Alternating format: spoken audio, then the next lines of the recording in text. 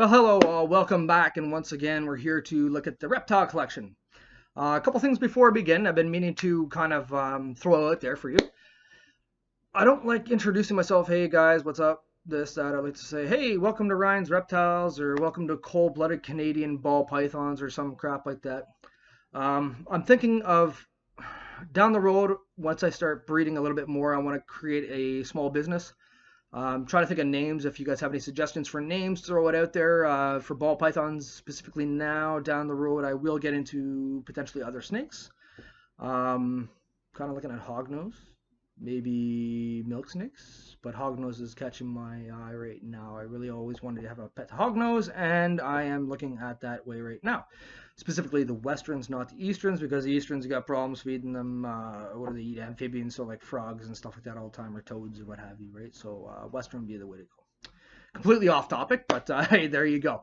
So if you guys have any suggestions for names for this channel, or names for a potential business name for some Canadian company that wants to sell cold-blooded ball pythons and other snakes and stuff like that, or exotics, what have you, please leave it in the comments below, and we will go from there. And I'll be doing the same thing with some of the other snakes we have. The first initial ones we had, I have names for. The other ones we do not. The other ones we have 2 out of the 7 that were named. Sorry, correction, 3 out of the 7 that were named. One named by my daughter, the other one named by myself, and the third one named because it is gold, the final beach in Operation Overlord, or from Normandy. All right, so without further ado, the absolutely gorgeous snake I have around my neck, my favorite one. I hate to pick favorites, but this is my favorite one. This is the reason I got back into ball pythons, was for the pieball. This is Omaha. Omaha will be with me as long as I possibly can keep him with me. Completely chilled. One of the best snakes I've ever handled. As you can see, he doesn't care about moving around his head or anything like that. Just completely friendly. Absolutely beautiful. Good high white pattern on him. A nice saddle there. Some breaking. A nice saddle of color there. And gorgeous around the neck. He's also got some beautiful teardrops on his eyes. If you can see the eye area there. One teardrop on each side. If you look at coming right down underneath the eye. It's kind of neat looking. I think it looks fantastic. He is absolutely gorgeous, in my opinion. He's the most beautiful snake I've ever owned, and potentially will ever own. So, again, this is Omaha. This is one of the reasons I got back into ball pythons for breeding. I, again, probably would have gotten back into it regardless, but the fact that I've always wanted a piebald, and the fact that I picked him up for such a good price, coupled with the fact that he's absolutely gorgeous, perfect coloration in my opinion for my preference between the white coloration and the pattern coloration, and his temperament. I could not ask for a better temperament. He'll eat anything that goes in his enclosure food wise. He has not refused a single friggin' meal, and he has not done a threatening pose at me. He's not even attempted to think about striking or anything like that. He's just phenomenal. No complaints at all with his demeanor. Absolutely gorgeous. With him, I picked him up. He was 90, 95 grams, same as the other ones there. But he's just been eating regularly. I'm offering them food once a week. Maybe once every 5 days sometimes. If the other ones aren't eating as much, I'll try to do it a little bit more. Say if Sword doesn't eat that week, I might do it a little bit sooner. But he'll never say no. He just loves his food. He's ready to go to the bathroom right now, as you can see by the bulge towards the tip of the tail there. So hopefully he won't go on us today when he while I'm filming. That being said, on episode 3, when we did the coconut fiber husks, as soon as I was done the video, I grabbed the albino, which is named Evie, off of my daughter, and I put her around my neck. And I started downloading the video, and as soon as I started downloading the video, she went to the bathroom all over me. I should have known better, because she looked like she was gonna go, just like I should know better now, and I'm probably tempting fate. But she went to the bathroom all over me. I was like, oh, like crap. So yeah, a little bit of a cleanup. I'm glad, but it kind of would have been funny to have gotten that on camera just to see it. At the same rate, I'm glad I didn't, because yeah, that was gross. Anyhow, with Omaha here, before I get into the genetics with Omaha, we'll do a quick weigh. I'll get into the equipment as we go along with the videos, but there's certain things you're going to want, whether you're a breeder or just an owner or hobbyist or whatever level you're at. There's a little scale. It's just a little kitchen scale I purchased off of eBay. It was like $15 or something like that. And it's good to measure your weight of your animals just to make sure that they're not underweight or overweight, and to see the growth rate of the animals themselves.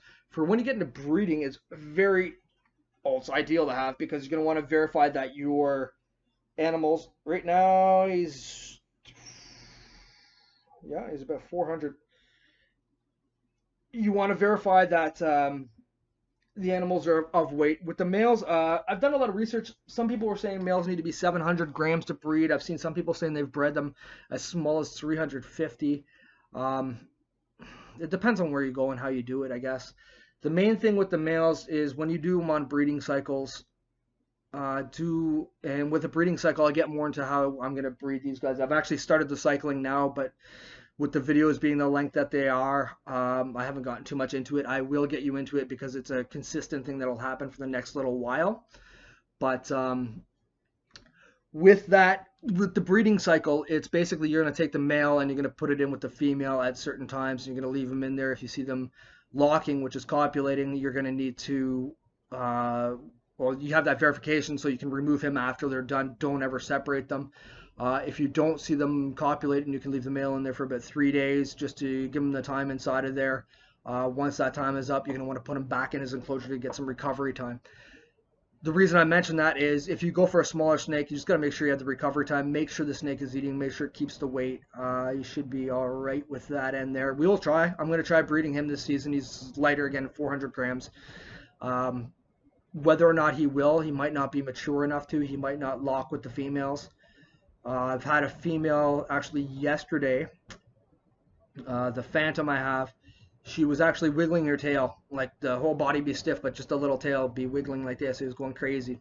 And you'd see her scent gland open, the cloaca, and she's kind of spreading around a little bit of her scent. So she's ready to go. But I don't know if Omaha is. And the reason I want to breed Omaha with the Phantom is the Phantom right now is heterozygous for piebald. And that'll give us some Phantom piebalds and some regular piebalds and some regular Phantoms heterozygous and some regular normals heterozygous. With Omaha here, as mentioned, he is a piebald ball python. But looking at him, and I have another piebald right now, which is a female, but even looking on the internet, looking at his coloration, I am wondering if he actually has some fire gene in him. It is so freaking bright, and you can see it in the camera there a little bit, but the coloration is just so bright on him. Absolutely gorgeous, bright colorations that I don't know if it's just me hoping that he has a fire gene in him or if he actually has it, which would be fantastic because it would give just different variations for when we do start breeding. But I plan to prove it out. And how you prove genes out is if you can mix, for fire specifically, so if he has fire in him, if I can mix him with another fire, I would have a chance to get bells, but black eye leucistics. So in my collection right now, I have Superfly, which is a super pastel and a fire female. I'm going to pair him up with her and see if I can get them to create or provide offspring. And if I can hit a bell, then I know that he definitely has fire in his genetics. And if not, then it's not to say he doesn't, but chances will be slim. Any of those of you watching this right now who have experience with pies and coloration, if you could give me any kind of your opinion on that, just because I see with the other pies I see more of a solid line around the edges. He's got a lot more pixelations where it's broken, especially towards the back end. It's more pixelated and broken rather than the other pie where it's more rounded about. And just the coloration of it seems a lot lighter. It's a brighter yellowish orange color right now. But once again, yes, this is Omaha my favorite, he'll be the motto or the mascot for the business if I end up getting into the business. For the channel, for sure, right now, he's going to be the mascot. Absolutely phenomenal snake right here. Hopefully, I can produce a couple more of these little guys and provide anybody who's interested in an absolutely beautiful piebald ball python with a good companion like this. All right, so as always, if you have any questions, leave them in the comments below. Please subscribe, please share. Let's get this video out there. Let's get this channel out there, get some subscriptions going, and let's grow. In the meantime, have a fantastic day, and I'll see you later.